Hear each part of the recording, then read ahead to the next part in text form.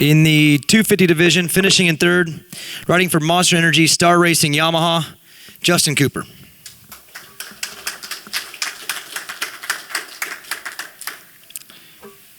Finishing in second, riding for Geico Honda, Chase Sexton. And your winner, riding for Monster Energy Pro Circuit Kawasaki, Martin Davalos.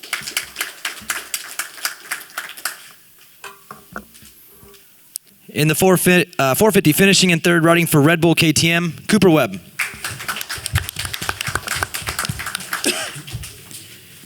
Finishing in second, riding for Rocky Mountain ATV MC KTM, Blake Baggett. And your winner, riding for Monster Energy Kawasaki, Eli Tomac.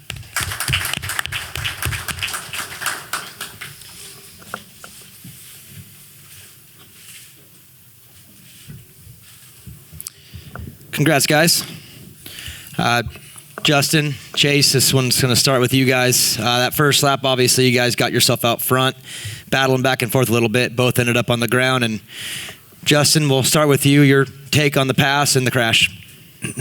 I believe we started 1-2, and I got a really good start from picked a gateway on the outside. It was a nice line, so decided to risk it there. Got a great jump, and I was able to get out front. Felt good, and it just started right away. I think we were 1 and 2, so we started battling right away, knowing everything on the line right now with Austin out. So things got a little crazy, and just in the heat of the moment, didn't really want to give it up that quick. It sucks to get a hole shot and just get past right away. So definitely wanted to get back out front and just went to kind of block past him in that flat corner, and I went to pull away, and I felt like our bikes were kind of connected at that point and kind of just took us both down, which is kind of a bummer. Chase. Got a pretty good start. I had a really good gate and was just pumped to get out front. I really felt like tonight was my night, and I just made a quick pass on Justin and was honestly just trying to go and sprint away. I knew it was going to be a gnarly track, and I kind of clipped the rhythm along the bleachers, and he got inside of me, and I don't really have much to say about it. It's a bummer that we both went down, but especially first lap just put us all the way back, but came back to second, so can't ask for much more. I was just trying to put my head down, and Martin was riding good. He was a little too far out there, so just happy to make up points. It's a bummer that Austin wasn't racing. It's not how I want to make up points, but you got to be there every weekend. So I'm just trying to keep my head down, and man, I'm over sitting in the second place spot. So just trying to make more progress and come out and swing into MetLife, and this time just make it happen. Martin, congratulations. On the podium, you mentioned some things that you've been going through this season that not many of us knew was going on, especially over the last week or two. Just kind of take us through the process of this season and what you've been going through, and how you felt tonight. Obviously, getting yourself up front, getting that win's got to feel great, and it's got to feel even better knowing that you've been going through some stuff. So take us through that. Yeah, I mean, it's been a tough, obviously off season, breaking my neck last year, and ACL, MCL, reconstruction, trying to come back, and obviously. I really didn't think that my neck was going to be a lot of an issue coming into the season. My ACL, my knee feels great. But the more I started riding, the more my arm was going numb, and my wrist was locking up. It was pumping up, and it's just terrible feeling, because when you're riding, against the best in the world, and you prepare so well, and you cannot deliver, and you can't ride to your full potential, is just frustrating. So talked to Mitch after Daytona. I needed to do something about it. Went to see a lot of doctors in California. They found out that I have a brachial plexus edema on my neck, and so they put me under on last Friday to try and calm my neck down a little bit. I mean, it's just a mess in there. So I haven't ridden Supercross since Indianapolis. I did a little bit of outdoor testing. I was just trying to calm it down a little bit, and it's gotten a little better. Last night I woke up with a lot of pain on my arm. My trap is completely locked up, and my hand just feels like it's burning. So it's been a tough go for me. tonight felt great, and I mean the guys made a little mistake, and I took advantage of it. Put myself in the right position and rode smooth, and definitely whatever we did a week ago definitely caught my neck a little bit, and I think I need to go see the doctor again and try and get me better, because I want to be competitive. I know I can be up here, and I know that I've worked just as hard as everybody else. It's not a matter of if I'm in shape or not. It's just a matter. All these riders know things gotta really work good because we're riding at such a high level. So I'm pumped to be here, and this is awesome. Congrats. Cooper, on the podium, you mentioned that the whoops were a struggle for you and it's something that you needed to work on. In the softer conditions tracks, you've been able to kind of jump your way through, but tonight you elected not to do that. Was that because of the track conditions, the whoop conditions, or is this an attempt to kind of just get through something and advance your skill set in the whoops? Yeah, I don't really know. I tried a little bit of both, and last weekend I felt like I was pretty good at skimming them, and then this weekend was they were just really, really slick and edgy, and I was struggling all day kind of with them. So I feel like I got better, and then just was kind of searching and figured some things out. But these guys were obviously a lot better in them than me, and tonight was a difficult track, and the whoops were important to be good in. Blake, on the podium, we had a chance to talk a little bit before your interview, and you said that this is one of the tougher tracks this year. With the conditions, it was a little deceiving. Just kind of take us through how tough it was, especially late in the main event, just putting your laps together. And you mentioned how even like your good laps didn't feel good all the time, and just kind of take us through the track and how you approached it. Yeah, no, it's definitely one of the tracks that it looked like it was super tacky and had traction, and the dirt color was awesome, but it was super slippery, and the whoops were tough. They were cupped out, and sometimes you'd get traction, sometimes you hit the same spot and you just spin. So it felt like you were fighting the bike a lot. Even when you had a good run, it just felt like you were using a lot of energy tonight. And the top of the turns were pretty hard packed and had a rut in there, and they were getting pretty bumpy. But then getting up to it was just crumble, so you couldn't really turn down. If you did, you just kind of slid around. And I had a few good spots, but Eli, he just best man won tonight for sure. He took advantage of a few spots where I was a little slower, and then I tried to pick up on that, and that's kind of what I did, but he just got away. So I just got to give it up to the whole team. They're behind us and trying to get that win. Thought it was going to be there, but not tonight. Eli, you had a rough night too up until the main event. Just kind of take us through how you get through a situation like that, going to the LCQ, the gate pick not being what you want, not really getting a choice at it, and the emotions that you feel, and you kind of have to conquer that right before the main event. Just kind of take us through how you got through that tonight. I mean, it's tough. It's just like you can either use it to your advantage or not, right? I mean, my advantage was I kept my body warm the whole night, and I felt like I actually found more rhythm, like even through the LCQ there. So it was pretty wild. I mean, of course, the time where we had a big mechanical, the truck was like a mile away, so those guys had to push it all the way back. So it was a time crunch, but made it there, and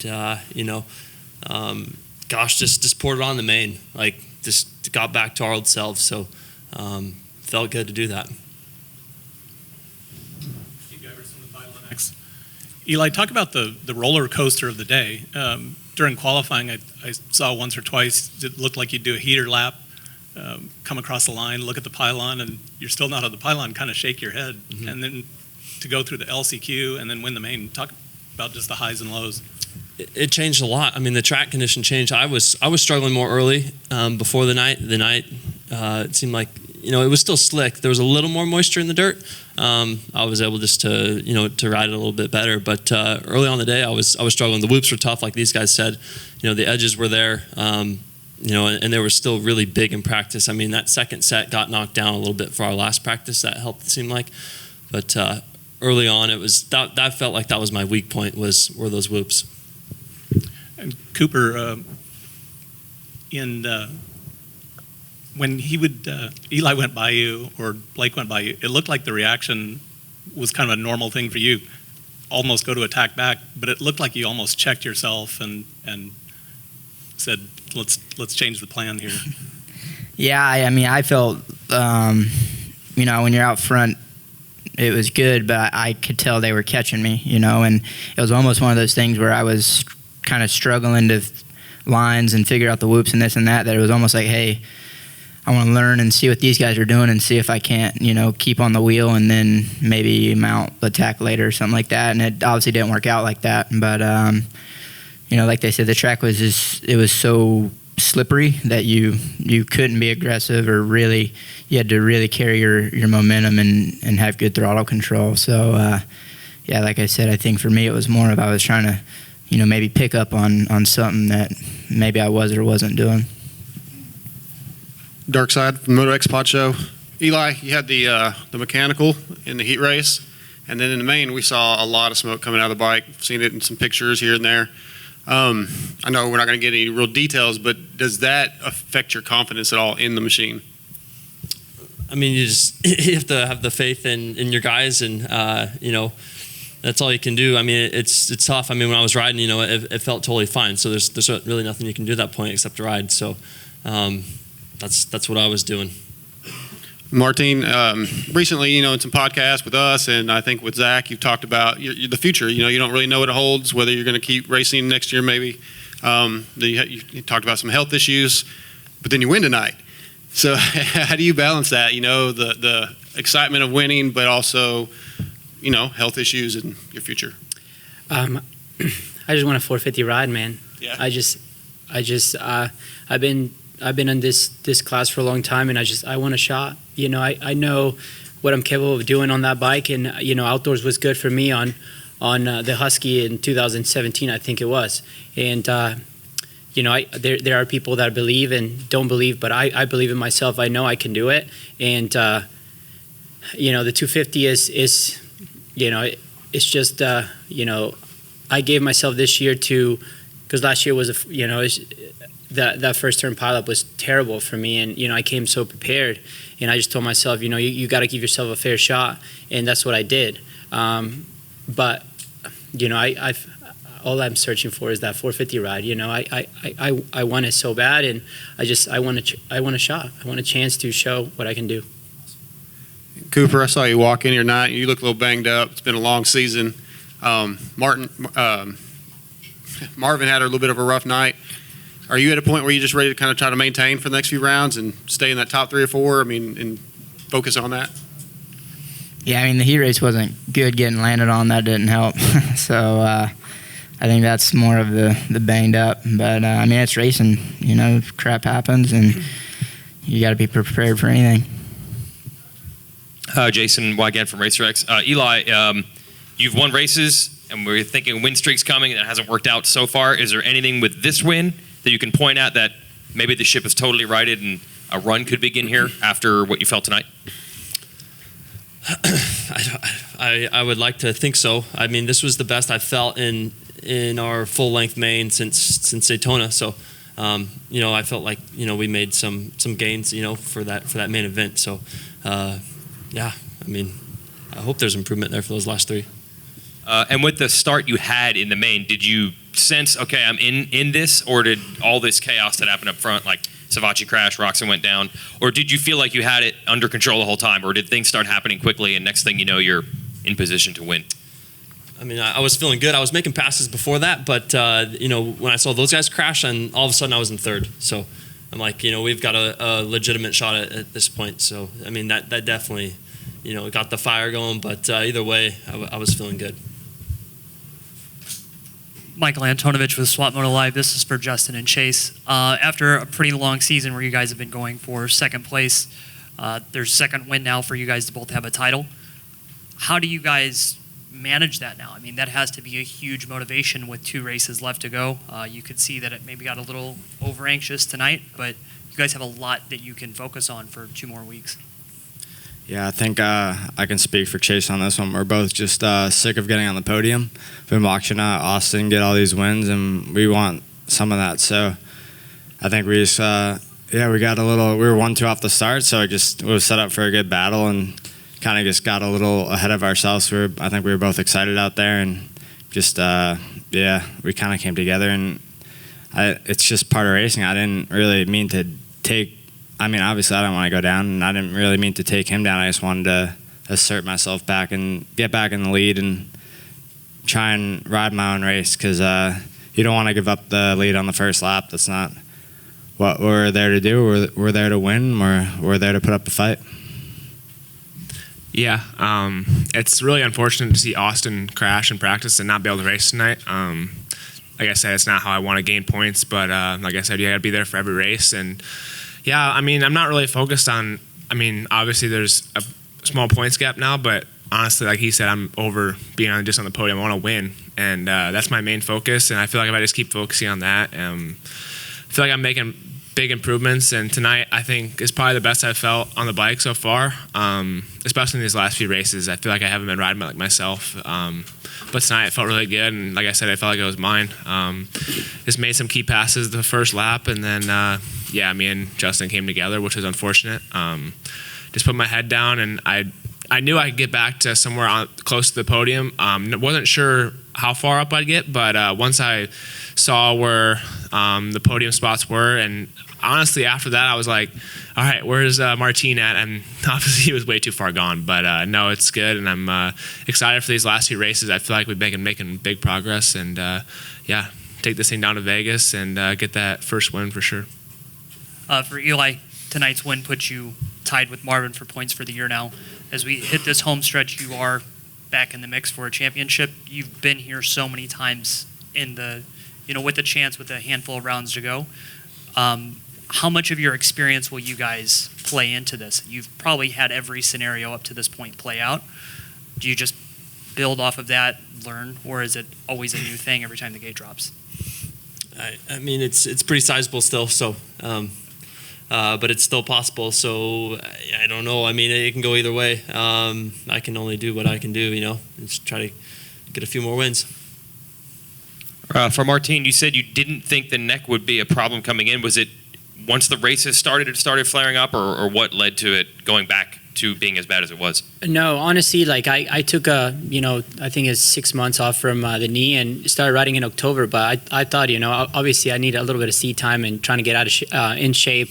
Coming in December, I told Mitch, I'm like, dude, I'm not ready yet. Like I just don't feel there. And obviously I'm still struggling to try and put some laps together. And I was still kind of like thinking about my knee, and I don't like to think about something when I race, especially when you're coming in healthy, you just want to go and race.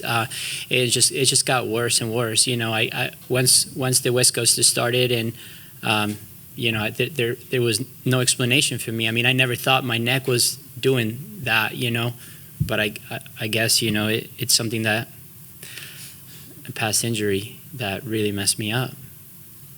And for Chase and Justin, did you know Forkner's situation throughout the day? Did you know, like, when you went to your heat races that he was racing or not? Was that even in your mind, or were you just focused on your own deal?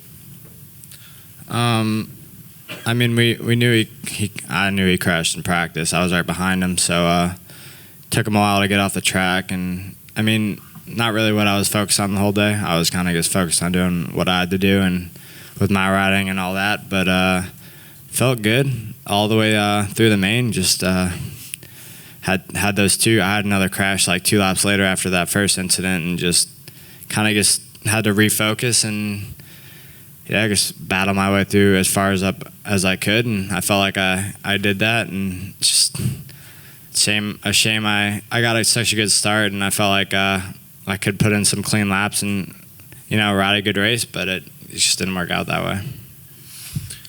To be honest, I knew he went down, and he went out for third practice, so I kind of thought he was going to be fine. I wasn't really worried about it. I just wanted to go out and win no matter who was on the gate, so I wasn't too worried about it. I just wanted to go out and win, and what's all I was focused on. Hey, Blake, your whoop speed has improved tremendously. It seems to be one of your strongest points now. Have you done something different with technique and training, or there's something you found in the bike that's helped that? I mean, at the beginning of the year, it was good, and the past ever since I got on the KTM, it's been really good. But the past few weekends it hasn't been that good. So since we found James, I guess I need to call him and up my game a little bit. So I might have to drive down to Haines City and get some pointers. I think it's no fingers on the clutch, no fingers on the front brake, and full throttle. But I felt okay in them tonight, but I didn't feel great. Some days I felt awesome in them and wish there was just whoops around the whole entire track and no other jumps. But tonight, definitely not the case with how those were. All right, Martine, I know you had a huge lead on the last lap, but I have never seen anybody go through whoops slower than you did on that last lap. Everybody's talking about that. They're sketchy, man, and His hand was on fire. they really are sketchy. They were sketchy to hit him every lap, and it was a challenge to hit him. But I like that. It's technical for all of us, and the bike setup.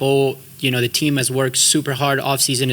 That's what really makes the bike good out there. And I was managing my gap, and I seen Chase got into second, and I seen the white flag, and there wasn't a reason for me to risk it. My first win in Atlanta a while back, I almost freaking crashed the last lap, so I was like, hell no, I can't do that. So I'd rolled it, and my mechanic was freaking out. When I came off the track, he's like, dude, you almost got past. I'm like, calm down, dude. So yeah, it was all right. Martine and Eli, congratulations on giving Kawasaki their 4th event sweep of the season. Eli, you've been in all 4 of those. Eli, you've been the 9th rider to win 25 Supercrosses. 2 more wins, you'll tie Bob Hurricane Hannah. You're going to your home state next week. That's got to be motivation to get on a win streak. Heck yeah, it's motivation, and looking forward to Denver. Hopefully, we've got some cleaner dirt up there because the stuff here was a little bit rough. So, but yeah, pretty cool to be at that 25 in the wins, and see what we can do. Thanks, guys.